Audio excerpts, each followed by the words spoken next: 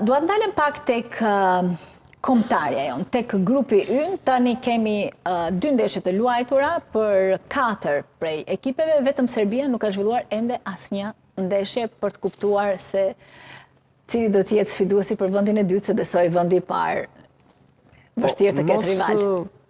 E di, ka diçka smella, këto skuadrat që e nisin vonë aventurën, si Serbia, se nuk është e vetme, janë 8 ekipe që ushtuan vetëm nga Liga e Kombeve, Gjermania, Italia, Holanda, Spanja, me radhë, që nuk e kanë nisur rrugtimin në kualifikuese.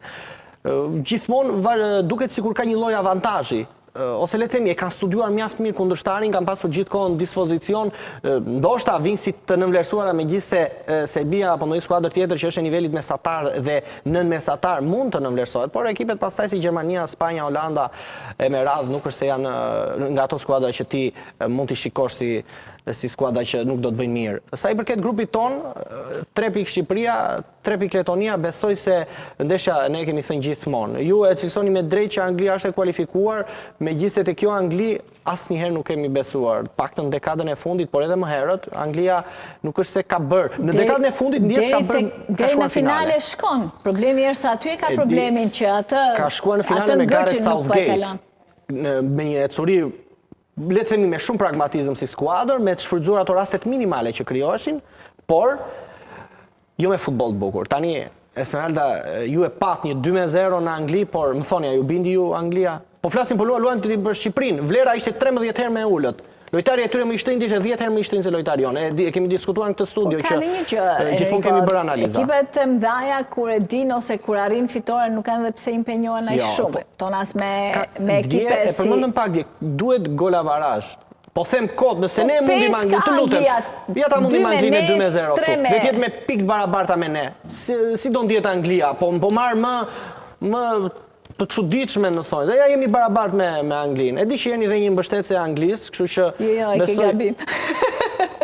Okej, kemi kolegë të tjerë që gjithma familjes është. Po, janë mbështetës për te i shakas, por ja të jenë në pikë barabarta. A nuk ka keqardhje, po dhe për Shqipërinë. Shkon dhe i shënon 3 gola Andorës. Po them, mund t'i shënoj Serbia që në ndeshjen e parë me ta, sigurisht e parë është me ne në këtë rrugtim, por mund t'i shënoj 5 gola. Aty me njëherë jenë në disavantazh të golavarazhit. Pra që aty ti fillon problemet e mëdha. Çdo skuadër, duhet studiuar deri në fund, në maksimum. Ju mos shikoni Anglinë. Okej, unë e mora si shembull me Shqipërinë, po mos shikoni Anglinë sepse është e kisha në kuptimin që neve edhe kur shortit të gjithë pan si pretendente për vendin e dytë Shqipëri-Serbi. Anglia nuk mendoj se do ta ketë kaq lehtë sa duket. Unë e pash, ose më saktë, u mundova të informoj se çfarë ndodhte, sepse Anglia me Letoninë luante në të njëjtën kohë me ndeshjen Shqipëri-Andorra dhe kurse si nuk do të linë ndeshjen ton pa parë përderisa ishte edhe në stadium. Por po shikoja pak edhe rrjedhë. Tani edhe Anglia me Andorrën nuk besoj se do ketë ndonjë problem. Po ti shënosh 3 gola Letonisë, 3 gola Letonisë që është një nga skuadrat më të dobta. 3 gola nuk janë pak, more Enrico. Po je Anglia, Esmeralda. Po ti ishte Spanja, Gjermania, mendoni se do kënaqej me 3 gola?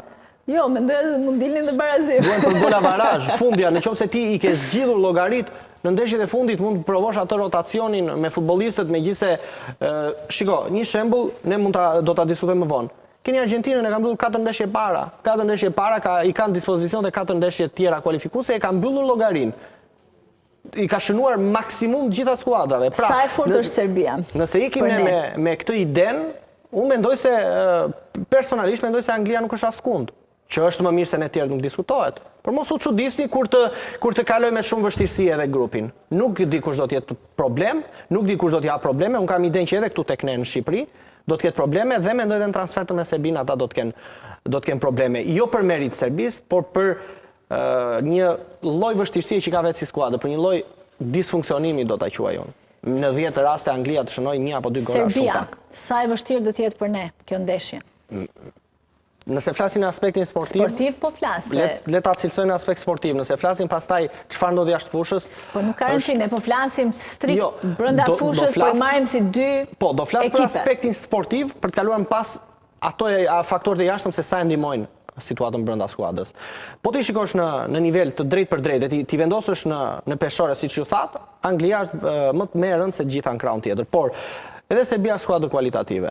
Unë e pash pak me Austrinë. Pash ndeshjen e parë një disfunksion total të skuadrës, lojtarë që nuk po lidheshin si duhet, Vlahovic, futbollistë të tjerë, dhe kur shikon ndeshjen e dytë me Austrinë, një transformim do ta quaja unë, një skuadër që arriti fitonte me një rezultat pastër. Pra, pavarësisht asaj formës jo shumë të mirë të saj, kualitetet i ka. Në raste të veçanta, kualitetet të tilla mund të nxithin. Dhe unë jam i sigurt që do të jetë shumë e vështirë ta markosh një lojtar si Vlahovic. Gjimshiti e ka bërë 100 herë. 10 herë në kampionatin italian. Ju, edhe si, do me thënë duke ndjekur nga afër Juventusin, e kuptoni se çfarë probleme ka si lojtar. Në kombëtare ndryshon situata. E kuptoj, vetëm se ka një gjë, Enrico. Po lexoja një analist serb dhe kishte një analizë që ishte shumë interesante, se kam përshtypjen në ekipe si Shqipëria, apo ekipe që janë pak të vogla duhet parë dhe psikologjia. Dhe thoshte, përgjithsisht, ku luajnë përballë futbollistëve shqiptar apo Shqipërisë, futbollistët serb luajnë me mendje. Ndërkohë që shqiptarët futen me zemër në fush. Pra me mendje në kuptimin që në momentin që provokohen, pak ata e humbasin qetësinë e saj.